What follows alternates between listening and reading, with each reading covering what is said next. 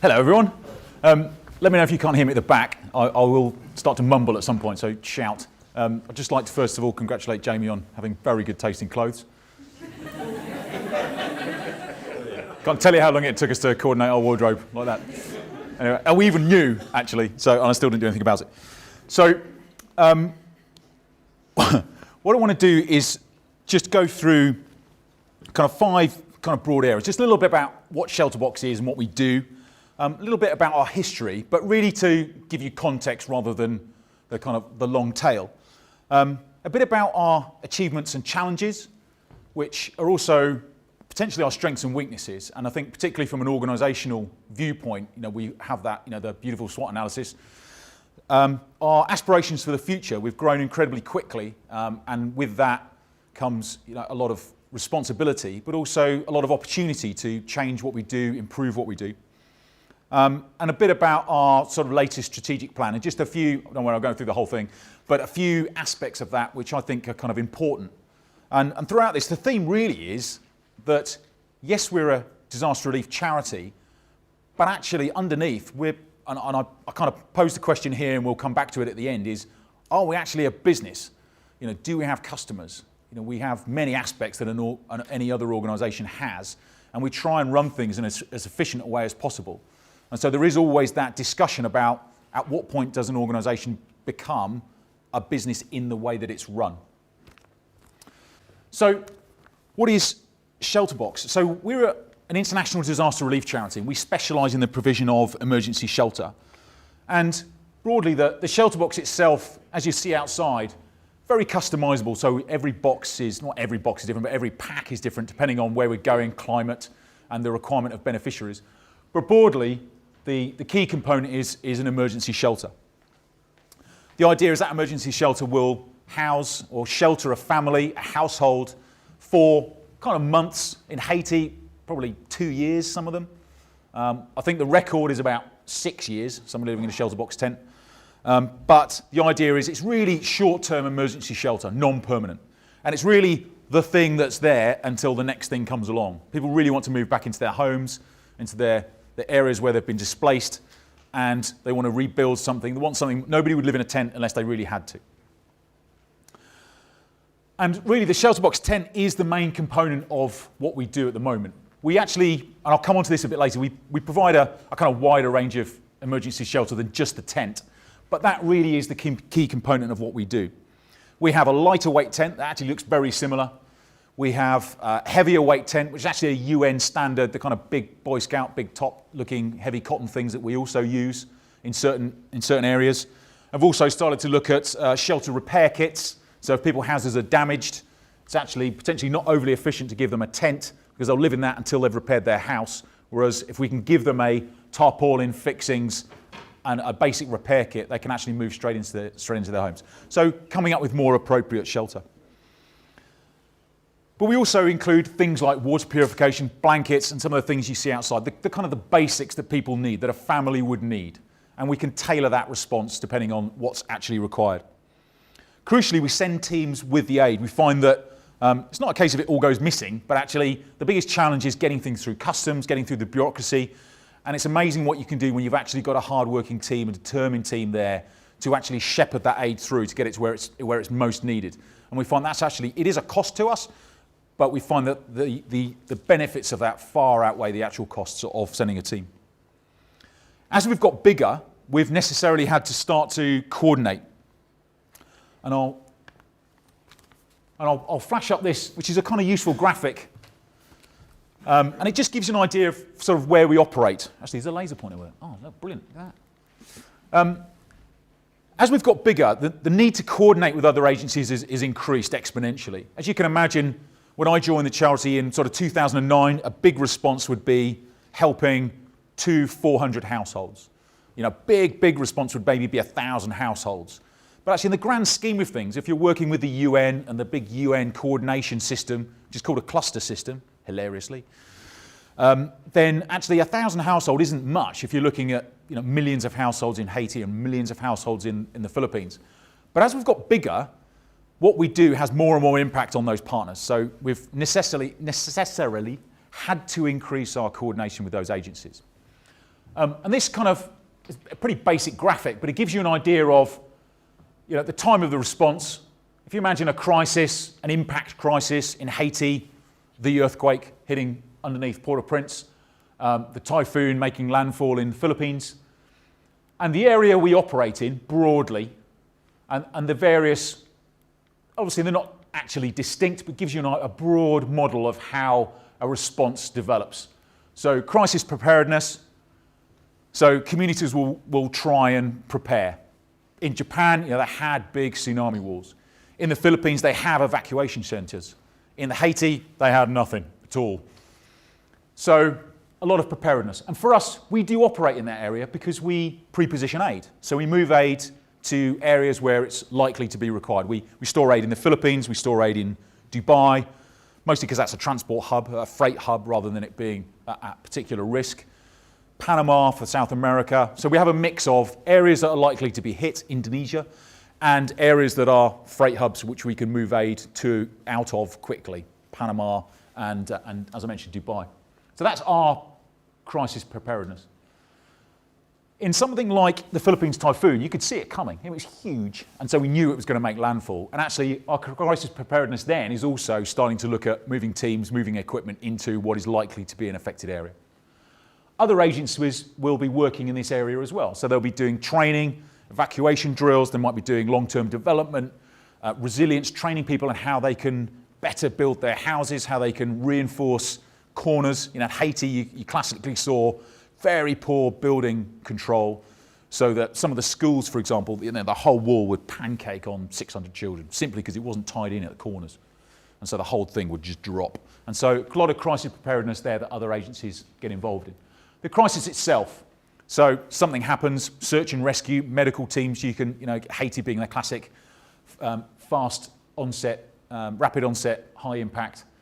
So we will be moving teams, we'll be moving aid, we'll be getting to those, trying to identify those people most in need and moving emergency shelter to them. And then you've got the emergency response phase, which is actually the distribution of aid, whatever it may be. And again, other agencies are also working in this area. You imagine the big agencies like Save the Children, the Red Cross societies of the world, and the Federation. They will be working in this area as well. Even if they have a long-term development project ongoing, they will have an emergency response team that will join up and work with them. And then you're moving into the sort of relief, recovery, and development. So there's sort of long-term development. You'll be looking at things like agricultural training. Recovery is things like permanent resettlement, so they may well move people away from what might be a tsunami zone, or they might move people away from the coasts in the Philippines, so large areas. A lot of the fishing villages on the coasts of the Philippines have actually been relocated away from the coast, and that, obviously you can imagine the problems that causes for those communities. But we will also work in this kind of relief phase, which is more around, you'd imagine things, again, slightly caricaturing it, but things start to settle down after the emergency response. Haiti being a good example, so search and rescue teams running around, medical teams running around, but then people realise they've lost everything, and once they've been sat in there in the rain for a few days, they're then starting to say, well, what next? They're starting to look to the government, look to the authorities, looking for direction, looking for somewhere where they can stay for weeks, months. And again, we'll be involved there simply because some of our emergency response will need replacing. Some of our emergency response will need improving. So we often see people have a ShelterBox tent and they will then start adding to it. So you end up little lean-tos and tarpaulins and all sorts of things start to be built onto the side. And also we're looking at things like providing building materials, looking at better repair kits. What else can we provide that community? We tend to avoid the later relief, recovery, development phase. But again, caricaturing it slightly, in Haiti, we were effectively, the emergency response relief phase was in a bit of a feedback loop in that nobody really got out of that phase. So nobody knew who owned the land. A lot of people saw it as an opportunity to clear slums. There was no rubble clearance. A pile of rubble would be the only indication that somebody had lived there, and so they didn't actually want that rubble moved. So you then had land right issues, and so all of a sudden people are living in a tent because they've got nowhere to go. They've got nowhere to go, and then eventually you need to give them another tent because it didn't last that long. It's not designed to last for years and years. It's got a good life of 6 months. It's got a fairly good life for a year. But here we are, 4 years on, and the people of Haiti are still living in emergency shelter. So a bit of history really to provide context. So ShelterBox started out as a good idea in a Rotary Club. I don't know if you know much about Rotary. So global organisation, volunteer organisation, started out in the States, very big in the UK, and so there's Rotary clubs all over the world. And started out as a good idea, charitable idea. First deployment was to India. A team wasn't sent, aid was sent. Learned our lesson. It's quite hard to send aid and hope it gets to those in need. But actually on this occasion it did. But the big change was really the 2004, 2005 Boxing Day tsunami, which was massive. And actually the outpouring of people wanting to help was huge. And in the Southwest, ShelterBox was relatively well known at that stage and raised a huge amount of money. And so managed to put together a huge response, work with suppliers, work with all sorts of people that helped put a large response together. And crucially, we started sending out our first teams to make sure that aid was being shepherded through because the large areas, as you will have seen at the time, large areas were just scorched from the earth. And so, and just some kind of numbers. Those numbers are kind of households helped in the parlance. I mean, a lot of the publicity you'll see sort of families, but actually that gets complicated because often you'll have more than one family in a household. So in the sector, we talk about households. And often that will translate in ShelterBox into actual shelter boxes because a shelter box is designed for a household. But we will tailor the response, and sometimes we'll send out just tents, followed by boxes. Sometimes we'll send out just the tents, followed by all the other components. But broadly, those numbers are households assisted. The next big change for ShelterBox was really in 2010, Haiti. And this is when we started to see the real need to coordinate. We put out in 2010, 2011, in the Haiti response, about 32,000 households supported. And bearing in mind that when I joined late 2009, a really big response was 800 boxes. You know, a massive response would be 1,000, and that would take us months. And then within 12 months, we were putting out 32,000. So you can imagine going back to are we a business, are we a charity, what kind of organisation are we? If you're a business and somebody said, you're going to grow 32 times in scale, now come up with a plan, you'd be working at Starbucks. And then you then get the peaks and troughs. So 2012, we helped about 10,000 households. So you get this massive disaster followed by a huge influx of income and our ability to respond, but then there isn't a big disaster.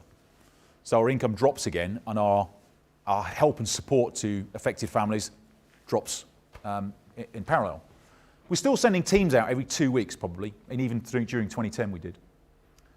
2012 we did.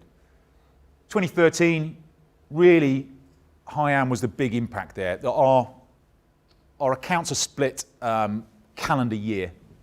So 2013 is 14,000, and a chunk of that is Haiyan, but not all of it. So far in the Philippines, we've helped about, actually it can't be that many, it must be more like 6,500, note to self, change that number, about 6,500 households, and that continues.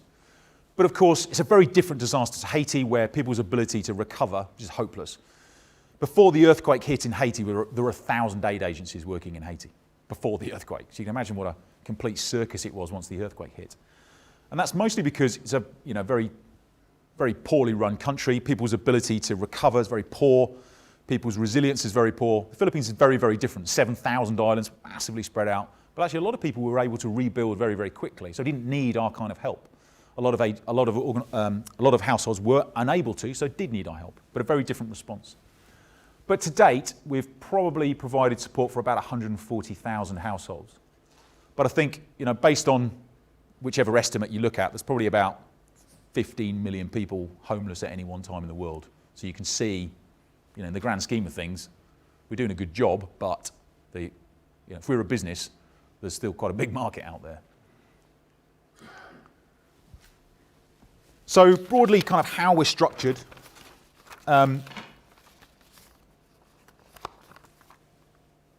On the left there, SBI, ShelterBox International, and that's kind of an internal phrase for the sort of headquarters element. And we run all the legal, strategic direction, brand management, our operations, so all of our deployments are managed centrally.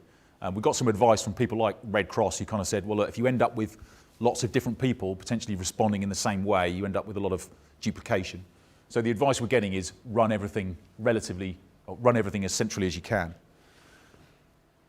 But we also have affiliates around the world, and we've got about 19 countries around the world who fundraise for us. And those are actually independent charities within their countries, and we have an agreement that they will provide funding to us. And depending on the country, depends on actually the legal relationship. So for example, in Canada, we're actually they subcontract to us and we deliver aid on their behalf. In America, they grant to us and we deliver aid on their behalf. And every country's got a slightly different rules about how we do things. But effectively, we allow them to use our brand, and they raise money to support operations. And an idea of some of our affiliates. Our growth has been massive. It's been really interesting. I joined in end of 2009. We had 19 employees, and so each week we'd get all the employees in a room. We'd just talk through. Have a meeting, staff meeting. We've now got about 60, which obviously in the grand scheme of things isn't a lot. How many staff you got here? 3,000. So it's all relative, but we've grown 3 times in that year since then. And that's huge for us. Particularly because we're based in Helston in West Cornwall.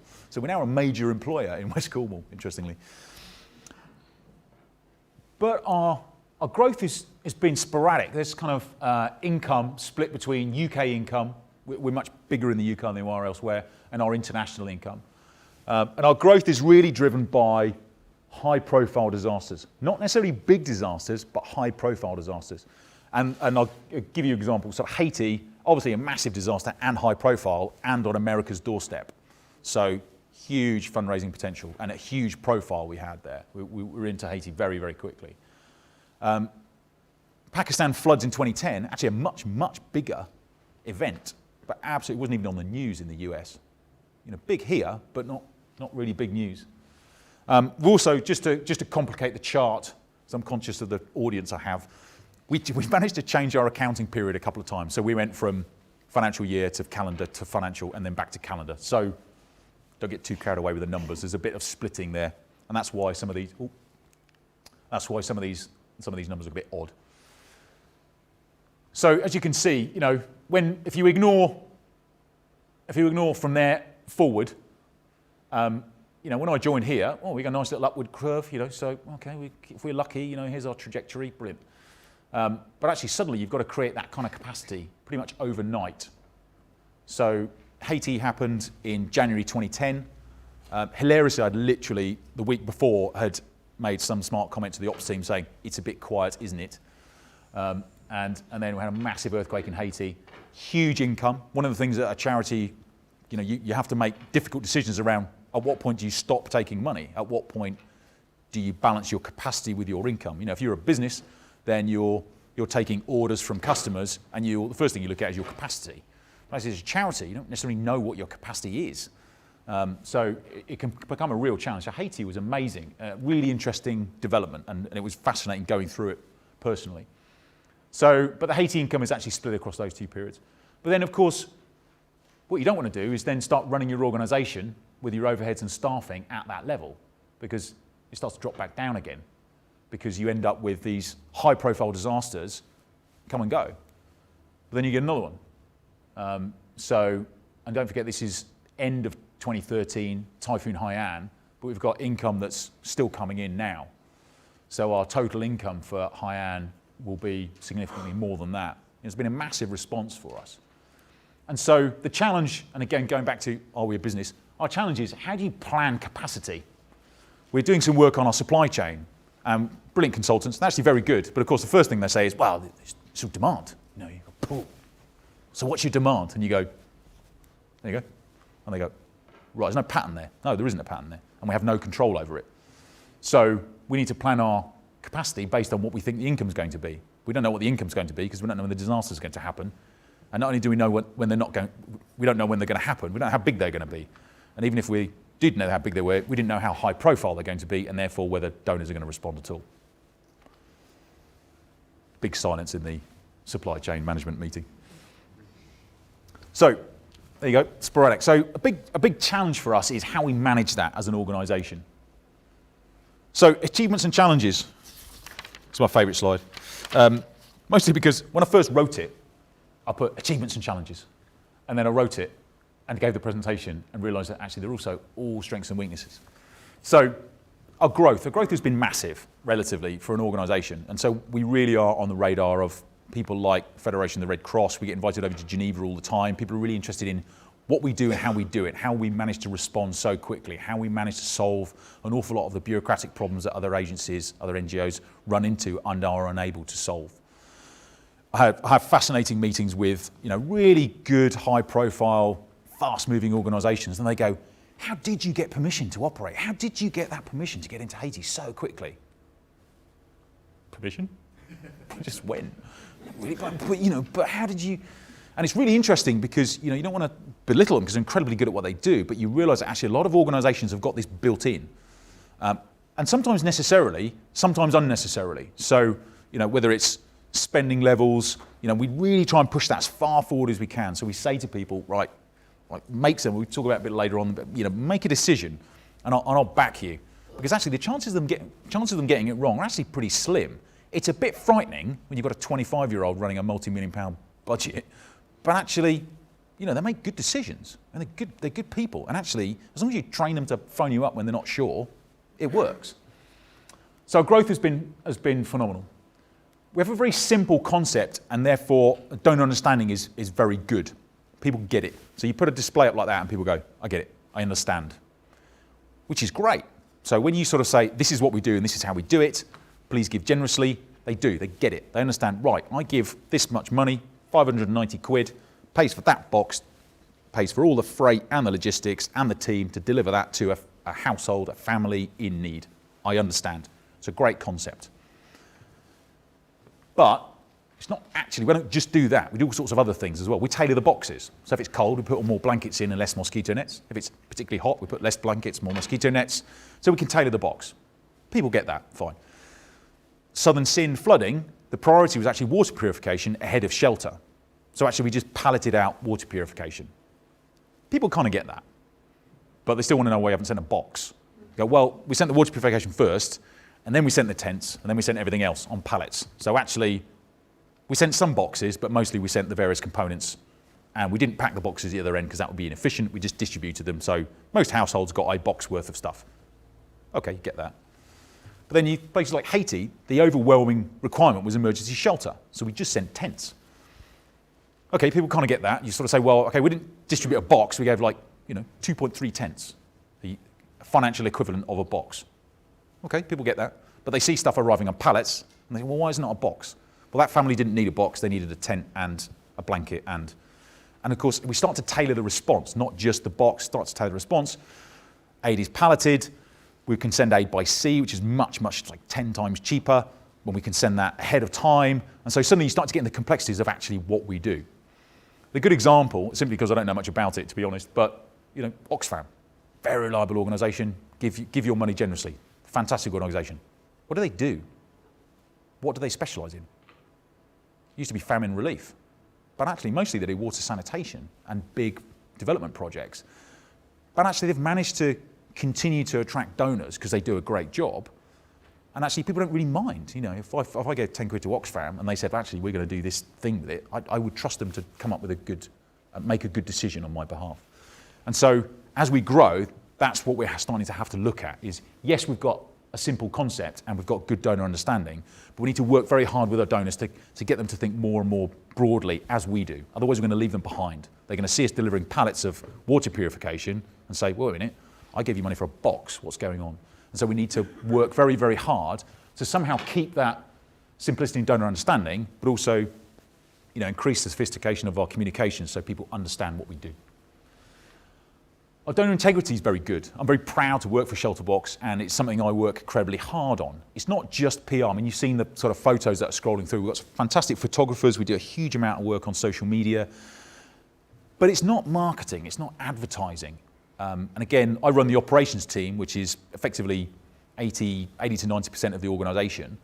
And a lot of them, I'm too busy to talk to press. I need to, unload this warehouse. I'm too busy to talk to the comms team. I need to do this thing. You say, well, yeah, but the trouble is that it's no good doing a great job and then say to the donor, yeah, we've done a great job, but we're too busy to tell you about it. We're very busy here. So actually drilling into the ops team, look, it's not advertising, it's not PR, it's donor integrity. If somebody's going to give us a big chunk of their money, they deserve you to speak to the comms team, explain what you're doing on a daily basis, explain what we've done, challenges, successes, difficulties, and then give that information to a donor.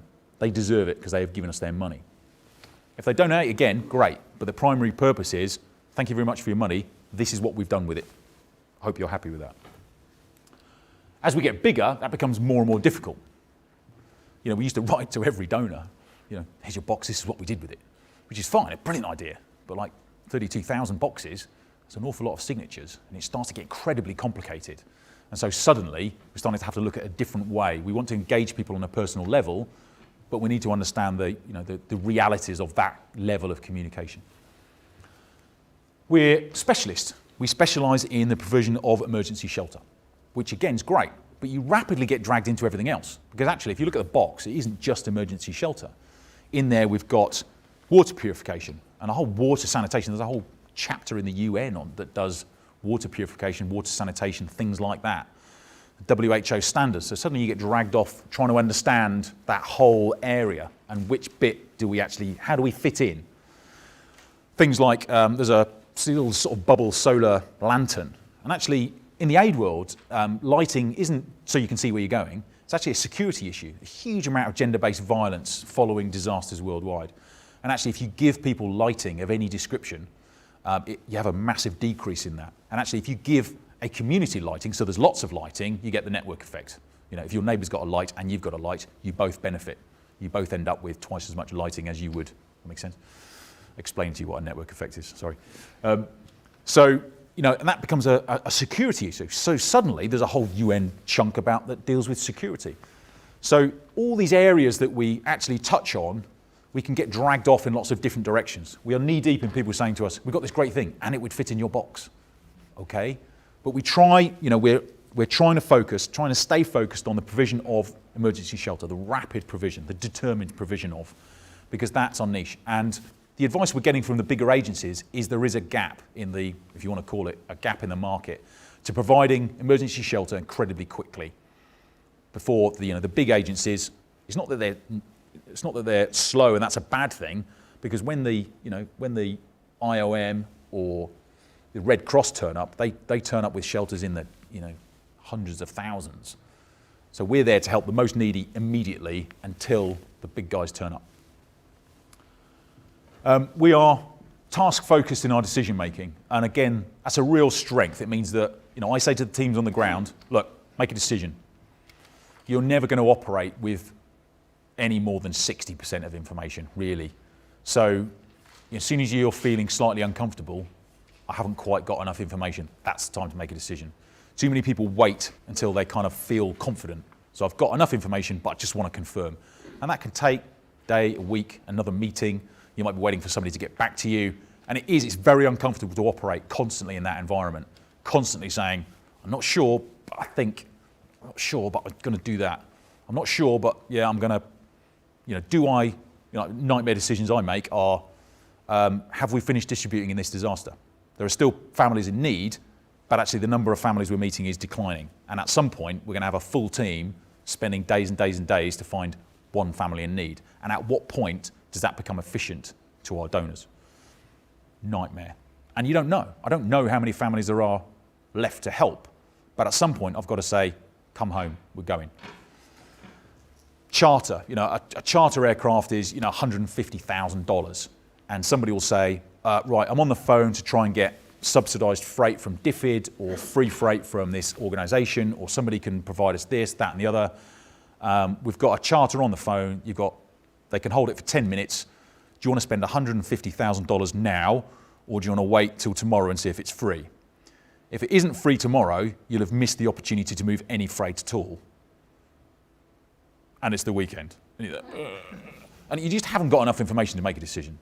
So you've just got to say, well, you know, does £150,000 make good? Is it good value? No, probably isn't. So no, I'm going to hold out for free freight, which then turns up. But you know, you've no idea. So it's a very difficult area. But we do try and encourage people to work in that area. Make decisions when you still feel a bit uncomfortable. And actually, we do find that actually you can speed things up, because if everybody's doing that, suddenly you are gaining 24, 48 hours on other agencies and other organisations. Forward basing our responsibility. And again, we covered that slightly in terms of making sure the team are empowered. And again, in business, and particularly in business school, you did talk about empowerment of staff. It's incredibly important people feel that they can make decisions. It's actually very hard to do. And as an ops director, as we've grown, it is difficult. You do bite your fingernails down to your knuckles every so often when you've got somebody making big decisions, and you know that they're doing the best they can, but they just haven't got years and years of experience. So you've got to trust that intellect. And I'm a huge fan of, if you get good people, they will make good decisions. Experience is useful, but actually it isn't the most crucial element. If you've got to balance the two, if there was a trade-off, I'd go with clever over experienced. I used to work at Royal Mail, so they've been delivering mail for 300 years and losing £1 million a day. So that's a different lecture.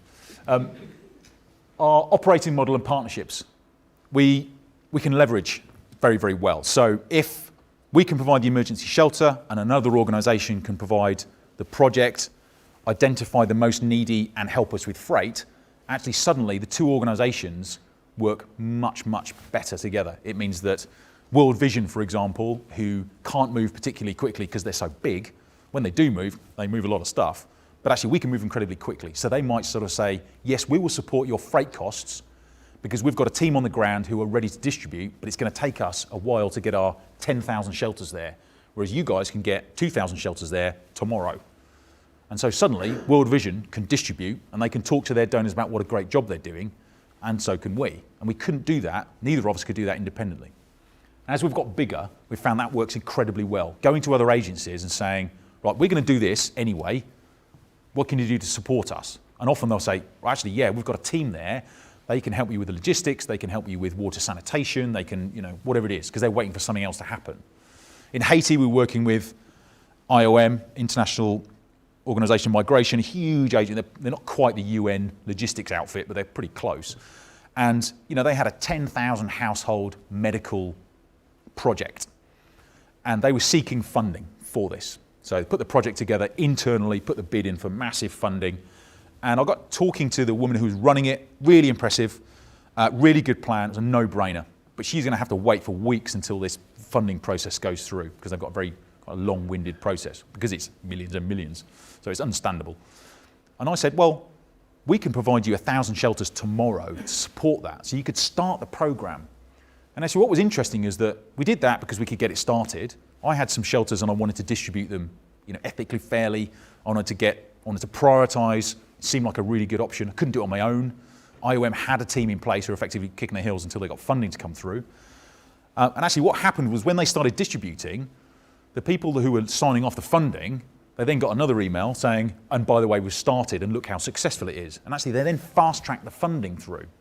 So as a result of us putting in 1,000 shelters into this, it means that 10,000 households were helped much, much more quickly than if we hadn't been involved.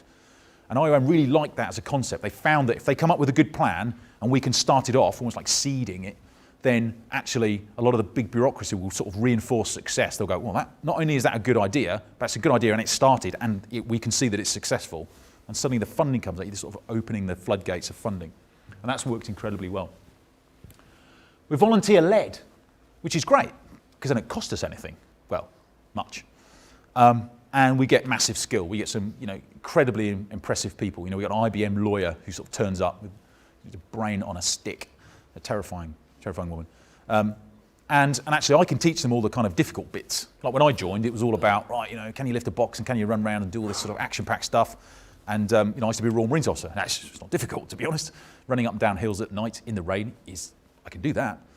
But actually, sitting down and negotiating a memorandum of understanding with a government of Uganda, I can do that, but it's a bit pointy. Whereas if you've got somebody who's a genius who can sit there and do all that, it's brilliant, really, really good. And actually, it takes me about 5 minutes to teach somebody to run around with a heavy bag on at night in the rain, because it's not difficult, to be honest. Don't tell anybody that, but it's not. And so we have fantastic quality people who don't cost us very much. The challenge is, how do we keep our volunteers engaged? How do we keep them up to date? How do we best utilise their skills? So there's a real challenge there as well. And finally we're successful. We're good at what we do. We're not arrogant, but we are good at what we do, which is great. But with that comes the challenge, because we grow very, very quickly. You know, I have miserable moments where sometimes I have to sit down and say, right, okay, we're growing massively, so I need more staff. Or do I need a boss? And at some point I've got to say, actually, am I good enough to run an organisation that's now 3 times the size? Do we actually need to look hard at ourselves and say, okay, just because I was the ops manager doesn't automatically mean I just start to pad underneath. I need to start looking at, well, actually, how do we genuinely grow the organisation? How do we build an organisation that's sustainable? How do we get the right kind of skills in? And do my team have those skills? And actually, do we need to look hard at ourselves and say, are we the right people in the right place? We might have been 3 years ago, but actually, what about now? What's changed? Obviously I am, so I'm still here. No, but you know, it's a real challenge for us. You know, this success. You know, with that comes attention. You know, people are interested in what we do. People are more critical of what we do. You know, the press take an interest, and that isn't always a good thing. You know, you end up having difficult conversations in disaster areas because you're distributing a huge amount, and people want to know, well, why haven't you done everything? Why haven't you done more? Why do you do it faster? Bigger, better, faster, cheaper. And so, you know, as you become more successful, you suddenly realise that when we were a small local charity, everybody was really nice to us all of the time. And as you get bigger, suddenly large agencies start saying, oh, right, yeah, we've done a review of that distribution you did, and here's how it could be improved. And suddenly you're into the constructive criticism, which can be, you know, it's incredibly useful, but you know, you've got to implement that learning. You can't take that kind of feedback from, you know, IFRC and then give it a good ignoring because you don't agree. You need to understand how that best fits as we grow. So this kind of learning loop. Okay, so a bit about our aspirations for the future. Obviously we want to do more. We want to do more of what we do. We want to help more households. We want to help more displaced families. There's a huge, huge demand out there for emergency shelter. And as we've got bigger, we've also seen the ability to deliver and distribute more and more appropriate shelter. You can imagine if you're buying 1,000 tents a year, then you're going to struggle to buy 5 different models because suddenly the economies of scale aren't there. If you're buying 100,000 shelters a year, then suddenly you could go for a kind of, you know, winter, summer, temperate, Arctic, desert. You could go, suddenly you can start to tailor things more. And as we've grown, we've seen that we need to do that. The international community has a very fixed idea about what emergency shelter should be. And we've fought that for quite a long time. We've sort of said, no, we don't really agree with shelter kits. People need something better than a tarpaulin and some string to live under. But actually, in certain circumstances, it is appropriate.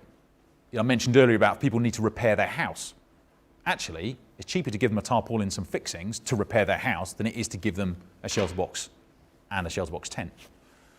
So, and actually, now that we're bigger and we have the ability to do that, we should certainly look at it. So on there, just some kind of things that we've really started to move into. So, you know, we're still central to what we do is the tent. We evolved the tent. That's a slightly different model to the one you see outside.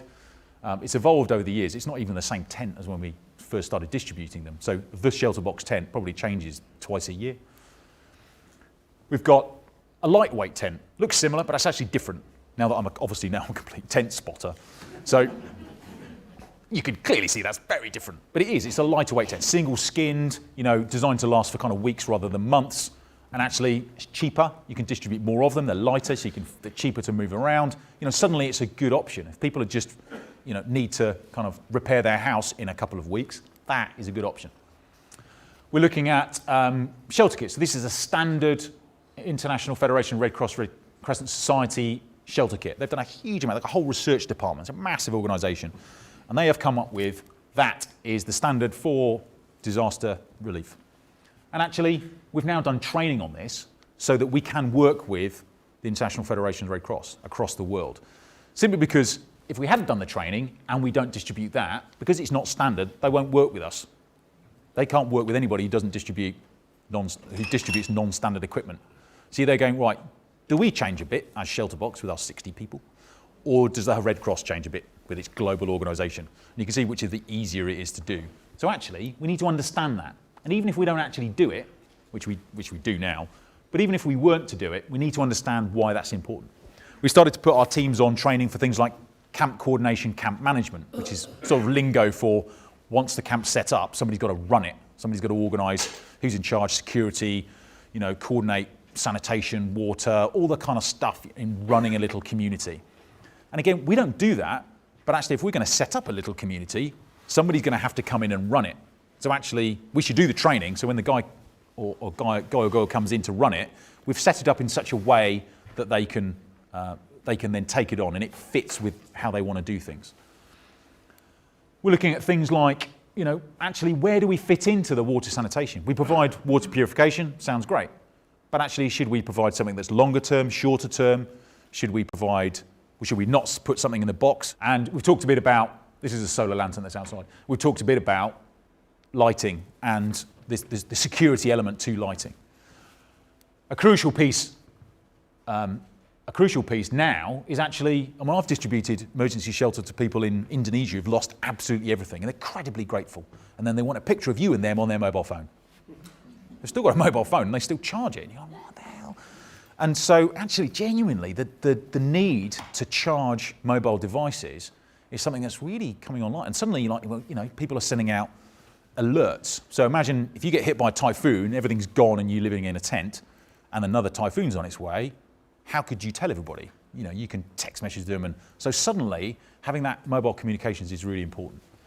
So the next thing is, well, should we look at some kind of family household unit that would charge a mobile phone?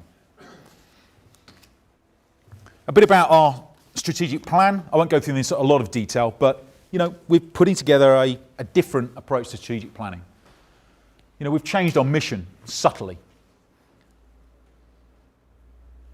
A lot of it is about how do we make the whole decision process about whether we provide aid or not, which we can go through in minutes. But it really is, is that community being overwhelmed? Japan was really interesting because it's a massive event, but Japan's an incredibly wealthy country. They got incredibly well prepared for that sort of thing, but just completely overwhelmed. So suddenly, a little charity based in Cornwall is helping the Japanese government. But actually, they just didn't have the kind of aid that they needed. They were completely overwhelmed. So we were helping in it was almost the gaps that were appearing. And again, looking at our values. And again, suddenly this goes back to our point about being an organisation, being a business like any other in some ways, potentially, where we have staff. They are employed. We need to look at what values do we need to hold as an organisation to attract good staff as well as donors. And this is a kind of final bit. This is just a bit about our strategic objectives. So, our unique selling point really is the box, and we need to evolve that. We need to, I can imagine in 20 years' time, are we still going to be distributing boxes? I genuinely don't know. But at the moment, it is central to what we do. But we are seeing a wider range, our needs to provide a wider range of aid in line with other agencies to allow us to collaborate better. The suitability and acceptability of what we do in the box, the tent, the elements in there, things like there is a standard UN water carrier, which isn't the one you see outside, but actually there's no skin off our nose if we change the type of water carrier we put in the box and put in a standard UN. Suddenly all the other agencies see that as a standard item, and that's useful to them and to us. Things like our speed versus determination. We used to talk about doing things quickly, but actually that isn't always a good thing. We found this in Haiti. We got into Haiti incredibly quickly. We made a conscious decision not to send aid as quickly as we could, believe it or not. Simply because we could have got spots on the flight plan to land into Port-au-Prince, but actually other people that were bidding for that airspace were search and rescue teams and surgeons. And so we're like going, okay, what's most important? Search and rescue, medical support, or emergency shelter? And actually, so we actually withdrew from that flight plan and put our aid in a different way. We trucked it in through Santo Domingo, Dominican Republic, which added 24 hours to the pipeline. And we did that on purpose. So we actually made a decision to slow things down because we felt that was a more appropriate thing to do, which is counterintuitive. Looking at our supply chain, our original plan was to have more and more and more and more stock. Completely opposite to a commercial organisation, which would be looking at just in time. But actually, if we were to look more commercially at it, and relationship with suppliers and how we work with our suppliers, we might be able to actually reduce lead times. And if we can reduce lead times by using different materials, different specifications, again, going for standard equipment, standard water carrier. If everybody's using that water carrier, there's many, many more suppliers. Suddenly the lead times are shorter. And if the lead times are shorter, potentially we need to carry less stock actually on the shelf. Things like freight efficiency. If we're clever, we can start to move aid when we think something is going to happen. So when the typhoon was building up around off the east coast of the Philippines, we actually sent stuff by sea because it's 10 times cheaper than flying it. And actually we knew it was likely to make landfall. We had free storage in the Philippines, so there'd be no disadvantage in sending it and it not being needed. But actually we can save a huge amount of money by saying, well, let's send it now because that aid will arrive a week after that typhoon hits. And actually we can fly stuff which will overtake it. So we can fly some stuff for that first week and then the huge amount by sea will arrive, in good time. So again, counterintuitively, we're sending it by a slower route, but actually it's much better value for donors. Donor education, we talked a bit about that, about as we develop, we need to take our donors with us so they understand what we're doing and why we're doing sort of different things. Funding sources, institutional funding is huge in the aid sector and we get very little. We're on the DFID's list of their rapid response facility, but we don't get much aid from them. We don't get much help. In fact, we don't think we've never had any money from them at all. But we've had freight support, we've had a lot of support from DFID, and it helps us being on the list. It gives us, we've been cleared by DFID as, yep, it's a good charity. We will release funds to that charity within 24 hours if we see fit. And that's a good thing to do.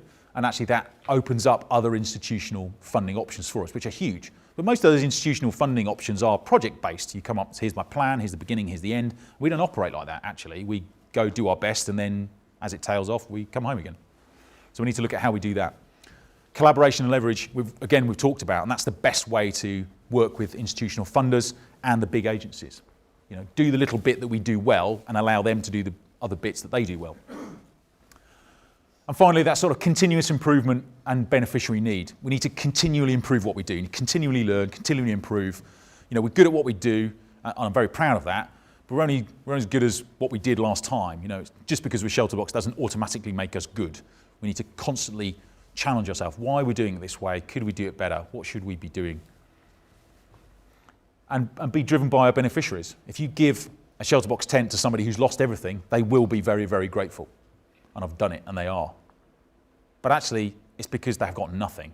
But is that the best thing? How do we find out from the beneficiary, whether that is the best thing? So we're doing more and more things like monitoring evaluation, doing surveys, trying to get under the skin of a beneficiary to sort of find out really what they think, what would have been more suitable. And it's hard to do when you've given somebody something that they really need, and okay, it's not entirely suitable, but that's all they've got, so they're very, very grateful. They're not going to be very critical.